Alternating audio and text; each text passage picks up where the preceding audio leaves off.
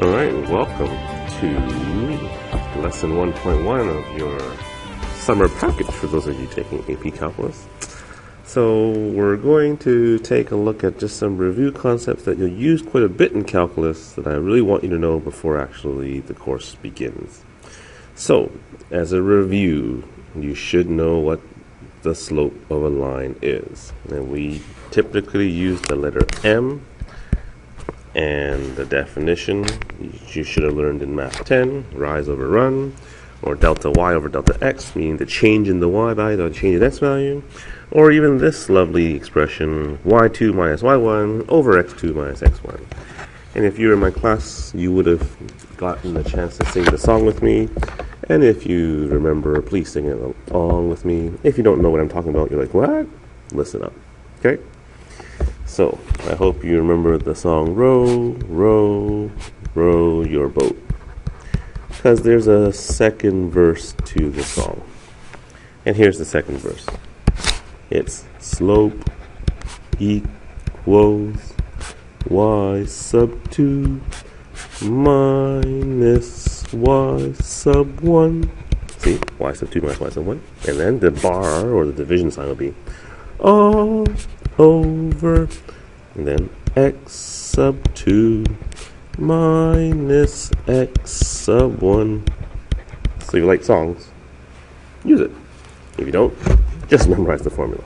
So, as a review, can you please find the slopes of the lines containing each pair of points? For number 1, notice I gave you a graph, so you have to pick off the points yourself. 1, comma, negative 2. Here's another point, negative 2, comma, 2. It's up to you, really, which one you decide to use as y2 or y1. Doesn't matter. Or, better yet, maybe you're thinking for this one, hey, I know that the change in the y value is 4 units down. So that's negative 4, which is your delta y. And your change in the x value is 3 to the right, so that's positive 3. So your slope can be just naturally negative 4 over 3. Okay? You go try the rest, please, on your own. And I'll quickly do this right now, but you should be able to do this. Okay. y2 minus y1, x2 minus x1, 2/6, 1/3. Yay! This one's kind of interesting. 2 minus 2, 2 minus 3, 0 over negative 1. That's 0. 0 slope means it's what type of line? If you said horizontal, that's correct. A flat line. No slope. And the neat thing about number 4 now is if I do this, your 0 appears in the denominator. This is an undefined slope, which means the line is vertical. It's straight up. Okay. You should also remember that parallel lines have equal slope, M1 equals M2, and perpendicular lines have slopes which are opposite reciprocals, or I like to use the word negative reciprocals. All stuff from Math 10. Okay. Also, 3 forms of the equation of lines. The point-slope form that they like. Slope-intercept form they like. General form, not really liked. But still, you should know that it's there. So let's just do quick reviews. Can you find an equation of a line described by each of these situations? In number 5, a line through the point with a slope. And since they gave you the point and slope, I'm just going to use point-slope form. So y minus y1, in this case the y1 value is 3. The m value is negative 3, x minus 2, and you are done. How about this one? A vertical line through negative 1, 2. So think about what that means. A vertical line that goes through this point, which means it has to go through every single point on this vertical line. So every single x value is the same. And that's why a vertical line is always x equal to a particular number. Okay? How about number 7 here? It says a line that's going through this point. Okay. Ooh, parallel to the graph in slope-intercept form. So parallel means the slope's the same. I better find what the slope is first. So maybe I should manipulate this equation. I will try to solve for y. And notice as I do this, I get 2/5 x minus 1. Bam, bam. I know what the slope is now. The slope is 2/5. And therefore, I want a line that goes through negative 1, comma 2, and has a slope of 2/5 in slope-intercept form. So slope-intercept form is y equals mx plus b.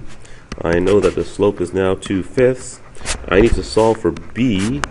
To do that, I can just plug in the point that I have. 2 equals to 2/5 times -1 plus b. I think that just means b equals to 2 2/5 or 12/5. So what does that mean? That means my equation is y equals to 2 over 5x plus 12 over 5. There's my equation.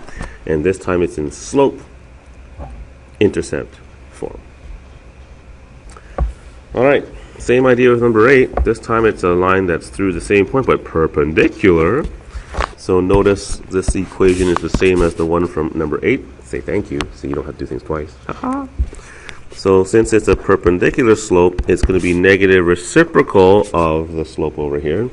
So the negative reciprocal slope would be -5 over 2. So I'm just going to go m perpendicular. So I know it's perpendicular slope. I'm going to actually use the point slope form since I gave you the point. So y minus 2 equals to -5 over 2x plus 1. And then now I'm going to turn this into general form. So in general form, first of all, a, b, and c are integers. And there's no brackets. So I'm going to expand out first. -5 over 2x minus 5 over 2. Now I need to eliminate the fraction. So I should multiply by, I hope you say 2. So 2y minus 4 equals to -5x minus 5. And with general form, all the terms are on one side. So let's move everything to the left-hand side. 5x plus 2y plus 1 equals to 0. And there you have it. General form. Cool. I hope you know how to draw a graph of each line. So I can either write it in slope-intercept form, which I'll do here. So 3y equals to -2x plus 9. Divide everything by 3, so -2x, no, 2/3 x, and then plus 3. And then since you have the slope and the y-intercept, you can just plot the point. The y-intercept is 3. The slope is -2/3, so 2 down, 3 to the right. Connect them and go bam! There you go. And there's your line. So that's called the slope-intercept method. You could have also, as another method, other way or other method, you could have just found the intercepts. Find the x and y intercepts. Plot those points and then connect them together. Up to you. Okay. Y equals to 2. So here's y equals to 2. Where else is y equals to 2? Over here, over here, over here, over here, over here, over here. So notice we have now a horizontal line. That's when the y values are all the same. Okay? This stuff I hope is pretty straightforward, because you should have learned this in grade 10. So turn the page, please. And what I'd like to also do with you in today's lesson is just to get you familiar with the calculator. And if you are not familiar with how to use a graphing calculator, I'd suggest you really get one and practice with it. You'll need one for the AP Calculus course. In that package I gave you, I think I have a special lesson on how to use the graphing calculator, so you should watch that video as well. For those of you who do know, hello graphing calculator.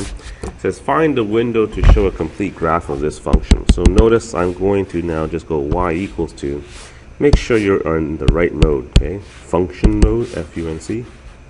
The PAR and the POL you'll see later on in our course.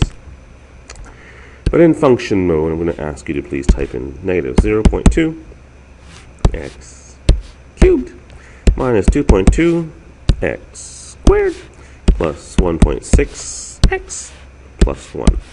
If you press zoom standard, that gives you the standard window of -10 for x, 10 for y. That's right, -10, 10, -10, 10. Now, I'm thinking this is a cubic graph. Why do I see a parabola? Problem here. And this is where you need to actually look at the window. So I think I need to make the window a little bit larger to see the rest of it. So you kind of go zoom out and just press enter. It'll zoom out for you. Hopefully you'll see something better. Oh, that's better. But I want to see all the ups and downs, so I want a little bit more space down here. I can now choose window, and maybe I should change my Y min to maybe negative 60 instead of negative 40. Let's see if that helps out. Beautiful. So, there you have it. I will draw this graph here. You should do it too. What do I see?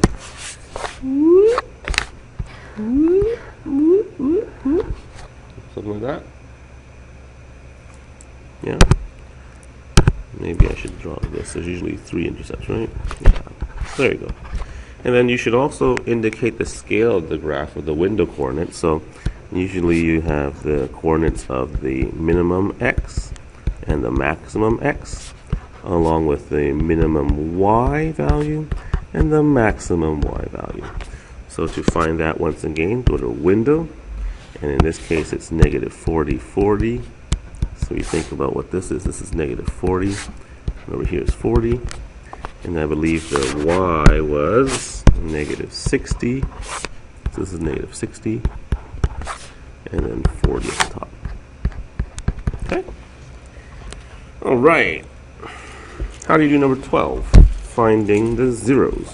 Same equation, so I'm just going to pull this graph. The zeros are where it crosses the x-axis. So there's 1, and using your TI, you can use the function 0. Move your cursor way to the left here. Whee! Go to the left of the 0. Now move it to the right of 0. Whee! Now press enter, and bam! You would have found negative 11.649. Okay? Or negative 6.5. How about that? So x equals negative 11.65. That's 1 0. Now over here, I don't know if there's 1 or 2 zeros. So maybe what you would like to do is go and zoom. Let's just go and zoom, and I'll choose this thing called zoom box, number 1. So what happens here if you zoom box is you can move your cursor, and I always like to move it to the top left corner of my box. I press enter, and I move to the right, and I move down, and see how it creates a box for me? So I'm saying, hey, let's focus in on this small area. And lo and behold, look, there's actually 2 intercepts. See, in my previous graph, I might have only seen 1 and would have lost the solution. But by zooming in, I had predicted that there would be 3. And look, here are the other 2. So, go to 0 once again. And once again, if this stuff is foreign to you, you should watch my video on how to use your graphing calculator. We will be using it extensively in our AP Calculus course. And here's an answer, negative 0.41. So x equals negative 0.41. I think there's one more, so let's go ahead and find that. Same business, 0 function. By the way, you should be trying this yourself as well if you're listening at home. I know when you just listen and copy, it's easy, but you really need to get the full experience of doing it on your own. 1.06. Done. Okay? So, one of the features in AP is you need to know how to graph, you need to find zeros, and the next one is you need to find points of intersection. Now, once again, with points of intersection, you can use your graphing calculator and type in the equation. So, negative x cubed again, plus 12x squared, plus 9x minus 3. And what about your next equation? It's not in this nice form of y equals 2. So you have to rewrite in the form of y equals 2 to help you out. And to do so, I'm just going to bring the y to the right-hand side. Saves me a little bit of time. And then now, in my y2, I can write in the equation 3x plus 5. And so now you're actually trying to figure out where the graph of these 2 graphs intersect. And you can press zoom. I like to, of course, go zoom standard first of all to see the general idea. There's my somewhat of a cubic function. And there's my line. So I probably want to zoom out just a little bit to see. I'll just choose number 3. Will this be better? Oh, at least I see the graph now. Oh, okay. So it looks like I've got too much along the x, not enough along the y. So let me change this to maybe negative 10 and 20. And let's see how that changes at least the x part. See, I need more on the Y. Okay, I get it. So let's change my window for Y. Maybe I need a little bit 90 perhaps. I don't know if that helps.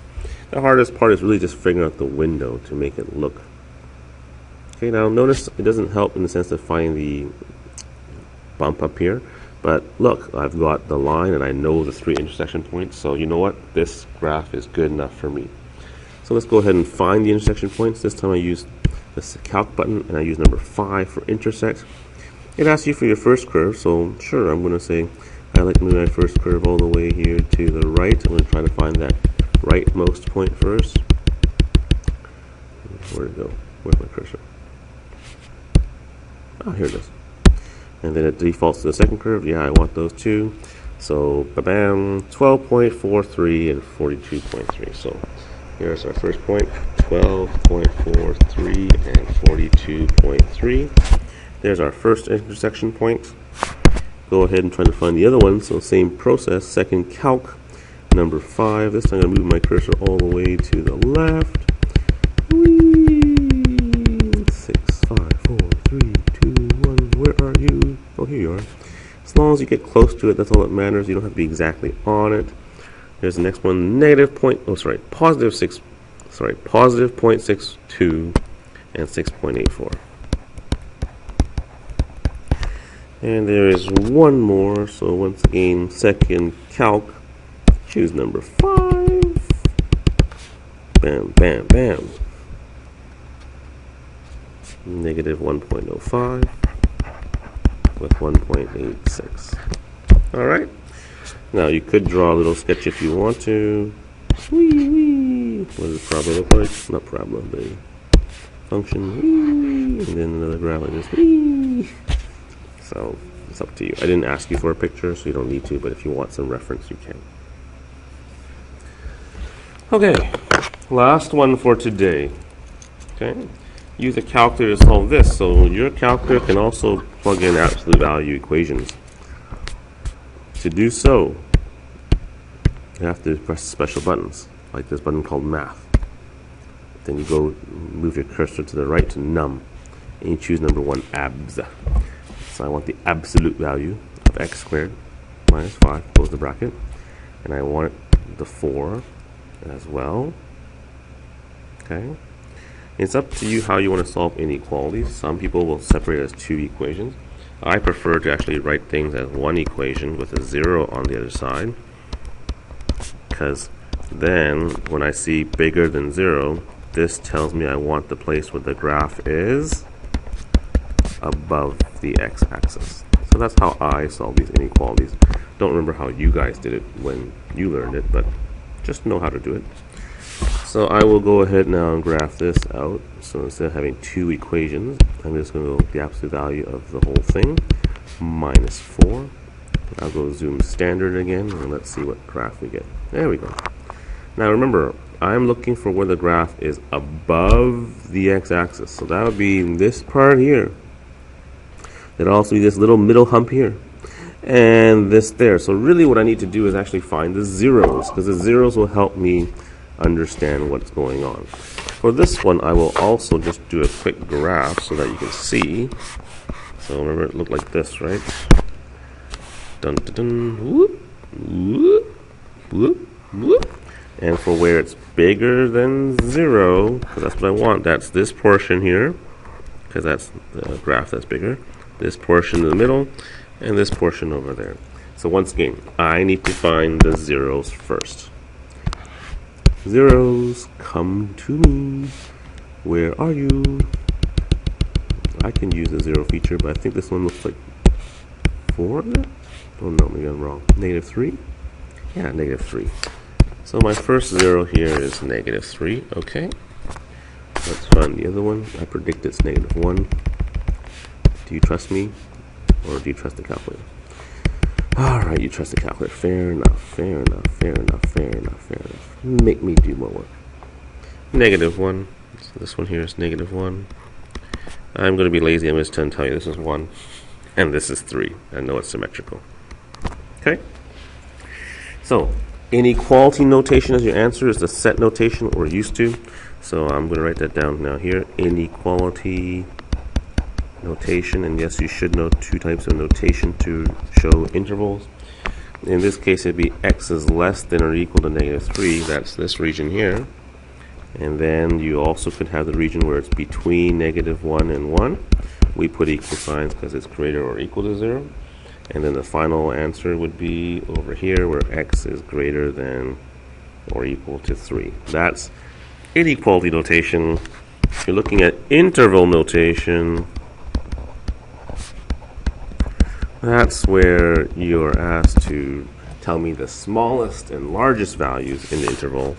So in the interval where x is less than -3, the largest, of course, is -3. The smallest, well, that's -infinity. You can't really include -infinity, so we use a curved bracket. We do include -3 because there's an equal sign, so we use a square bracket. And then this middle part here would be -1 as the lower bound, higher bound's 1. Both of them include the values, so we put a square. And then over here, the lowest one is 3. The highest one is infinity. We can't include infinity. And that, my friends, is interval notation, which is actually quite commonly used in many university calculus textbooks. All right, you should be able to try assignment 1.1. Have fun.